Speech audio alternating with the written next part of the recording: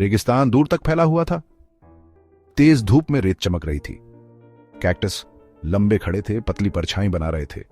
एक अकेला छिपकली फलिकर जलती रेत के पार भागी। फलिकर एक छिपकली के लिए भी छोटा था। उसके शल्क हल्के भूरे रंग के थे, रेत में मिल जाते थे। वह छाया के एक छोटे से टुकड़े से दूसरे तक भागता रहा। कड़ी धूप से थोड़ी राहत चाहता था। एक चट्टान में दरार पाकर फलिकर अंदर घुस गया, ठंडक की उम्मीद में। उसकी जीभ अंदर बाहर हो रही थी, सूखी हवा का स्वाद ले रही थी। इस उजाड़ भूमि में हर जगह खतरा मंडरा रहा था। फलिकर का छोटा सा दिल जोरों से धड़क रहा था। उसे एक स्वादिष्ट भृंग मिल गया था, रेगिस्तान में एक दुर्लभ चीज। लेकिन इस इनाम की रक्षा एक ऐसा जीव कर रहा था जो कहीं ज्यादा खतरनाक था। एक बिच्छू। उसकी पूंछ, जिसके सिरे पर घातक जहर था, खतरनाक रूप से मुड़ी हुई थी। फलिकर तेज था, लेकिन बिच्छू उससे भी तेज था। वह जानता था कि वह इससे आगे नहीं भाग सकता।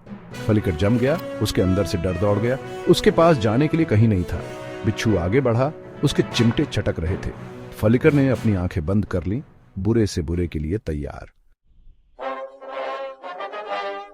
अचानक फलिकर पर एक परछाई पड़ी। बिच्छू झिझका, किसी और की मौजूदगी को भांपकर। एक तेज चीख हवा में गूंज उठी। एक शानदार पक्षी स्काई पास में उतरा था। वह एक बाज थी, तीखी आंखों और आकाश के रंग के पंखों वाली। उसकी चोंच तेज और मजबूत अब बिच्छू की ओर इशारा कर रही थी। स्काई ने एक और चीख निकाली, एक चेतावनी। बिच्छू हार मानकर चट्टानों में पीछे हट गया। फलिकर कांपता हुआ स्काई के पंख के नीचे से झांका।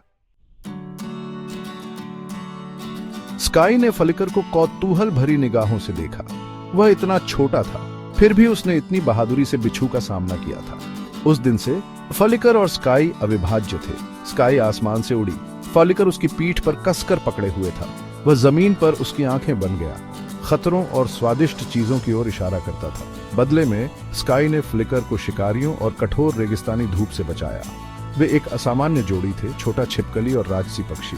लेकिन बेरहम रेगिस्तान में उनकी दोस्ती ने उन्हें ताकत दी। उन्होंने खतरे के सामने एक अटूट बंधन पाया था।